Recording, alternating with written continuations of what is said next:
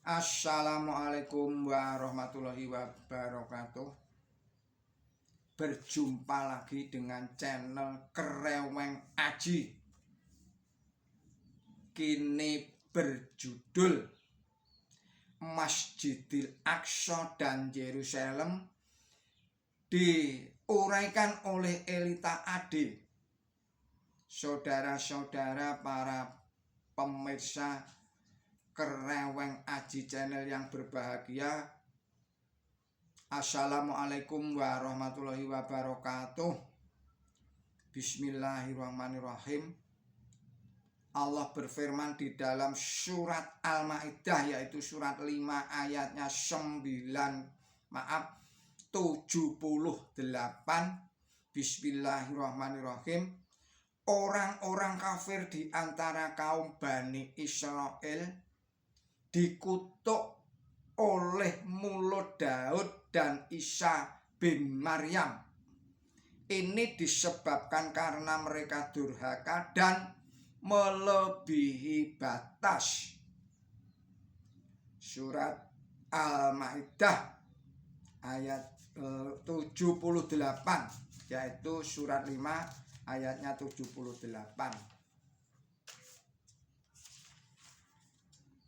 Pada kesempatan di Yerusalem itu, Khalifah Umar tidak lupa meminta Sopronius untuk ditunjukkan tempat Kanisah Sulaiman terlebih dahulu. Umar membawa ke puncak bukit Moria. Saya ulangi lagi, Umar dibawa atau diantar ke puncak bukit Moria. Umar sangat kecewa karena tempat suci yang pernah menjadi kiblatnya umat Islam itu ternyata menjadi tempat pembuangan sampah. Ibnu Taimiyah Mujaddid abad ke-7 melukiskan sebagai berikut ini. Setelah kaum Nasrani menyerahkan negeri itu kepadanya,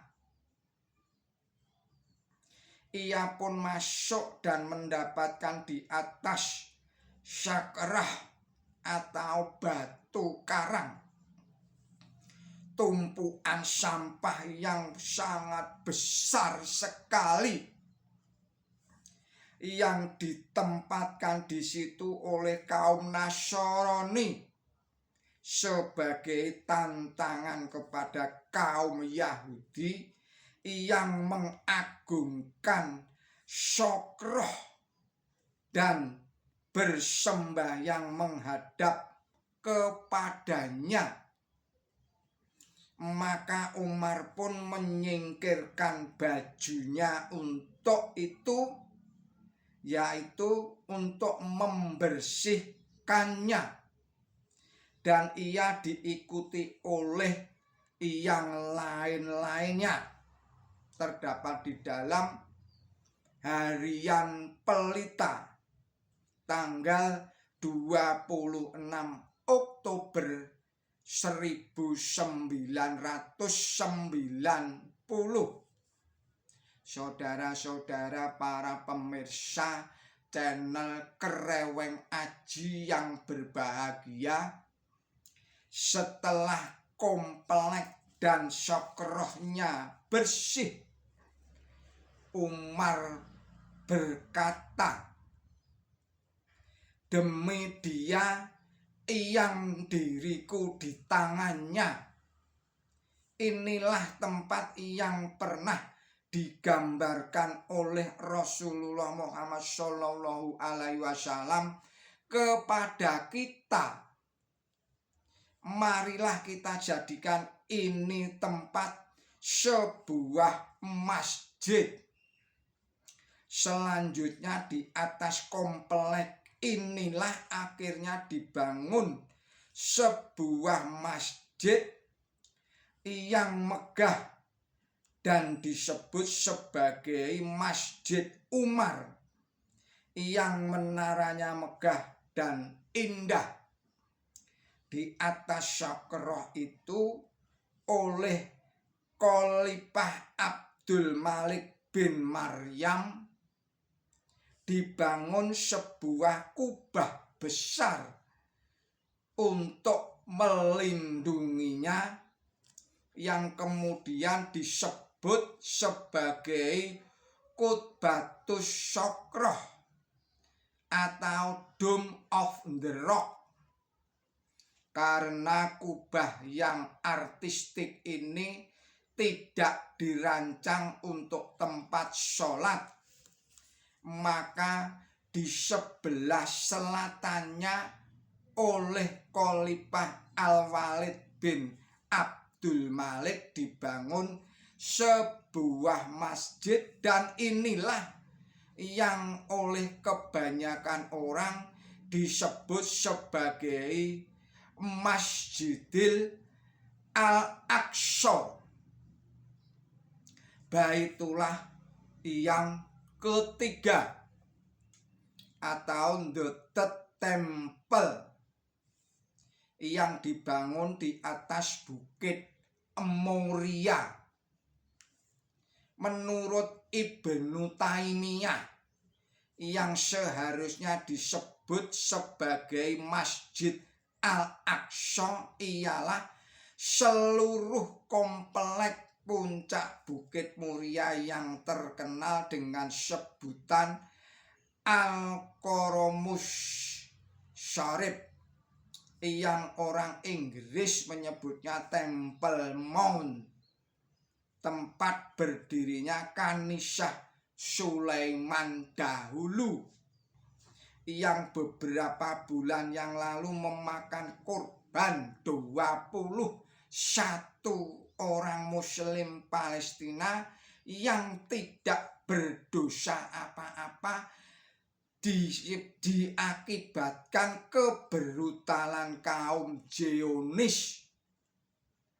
Kaum Yahudi seharusnya berterima kasih kepada Islam karena berkat perlindungan dari kaum Muslim sejak Umar, mereka dapat berdiam di Yerusalem setelah ratusan tahun dihalangi oleh Romawi yang paganistik dan Kristen. Kota Yerusalem lama oleh Umar dibagi menjadi 4 wilayah,